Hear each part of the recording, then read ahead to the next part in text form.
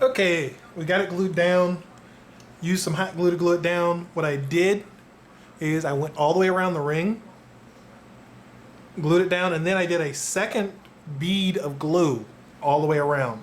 Because the last thing you want to have happen is have you missed a spot and you go to pour and then all of a sudden you've got rubber coming out from around the edges. This way, by double gluing it, you know you're not going to have that problem. So that's really all I did on it. Next up, we got to figure out how much rubber we're actually going to need. Now, there are a bunch of different ways that you can do this. I mean, if you're a math nut, you can go in and actually figure out the diameter of your circle and figure out the volume you need, how thick you want it, all the other fun stuff that way. There are a bunch of things online, or I mean, you can, simple math, it's no big deal. The one problem with doing that is if it's time consuming. It's a pain in the butt. I mean, let's face it. We don't want to do it that way. Well, technique that I learned that actually works out really well is you take some rice. Standard, nothing spectacular rice. You fill the, and I'll try and do this so that you can actually see. You're going to fill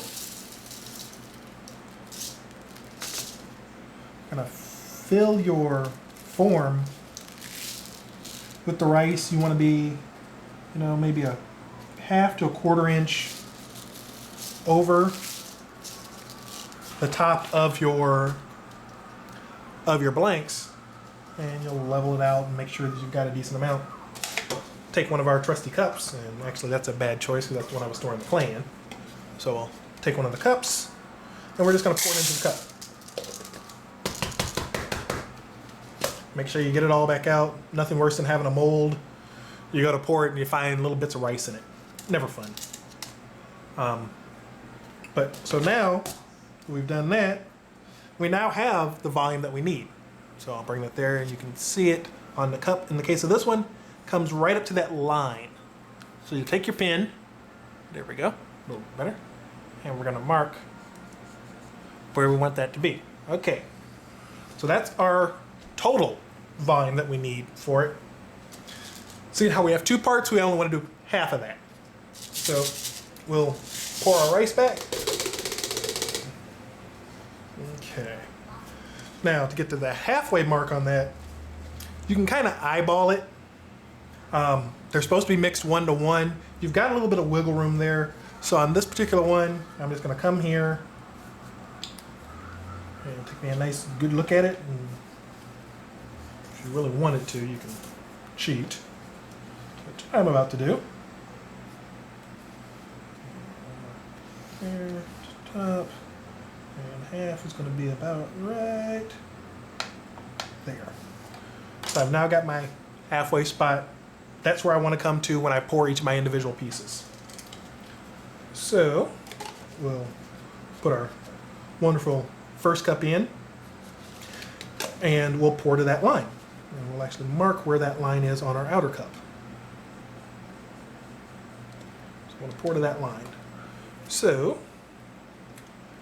we'll get our first piece of our rubber stuff. You always want to pour your thicker one because you've got two different sets of these. One that's fairly thick, the other one that's thin, which is my little blue jar here, which says shake well. Always remember to shake well.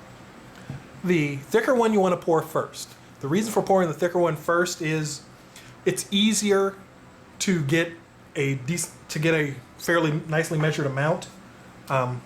Also, if you over pour, it's a lot easier to compensate with the other one. So we're going to go ahead and pour some of this in, and you will see that it is thick stuff. So glop it in there. And start to fill, and right about there, we hit our line, and actually we went over our line. So I will bring this up so you can see it. You can see where my line was and where I ended up. That's okay. We remember that. So, there we go. A little bit better. There's our line. There's where we ended up. So we know we'll make a new line, and that's where we'll pour to on the new one. So we'll go to pour the next one. Hence the reason for 2 cups. One for marking, one for actual pouring. So I will go ahead and pour my other cup, and Grab that one. Grab our other compound. Remember, shake well. Give it a nice good shake. All right. And this one should pour a little bit quicker. Move this out of the way. And you'll see there's definitely a difference. This one is a lot thinner. So we'll pour,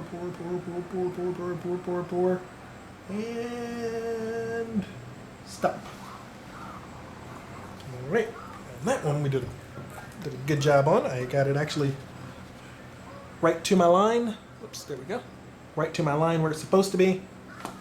So we've got our two pieces. Go ahead and put our caps back on our stuff.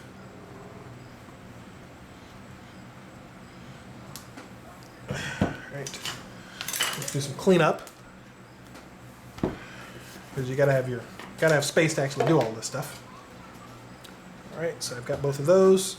They're ready. I've got my mold. It's almost ready.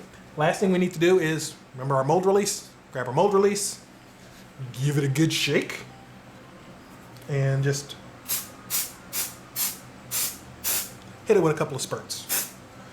I actually tend to overuse it just because it's really, really easy to do. I mean, you just give it a couple of spurts, you let it dry. It takes it a couple of minutes to dry, so it's no big deal.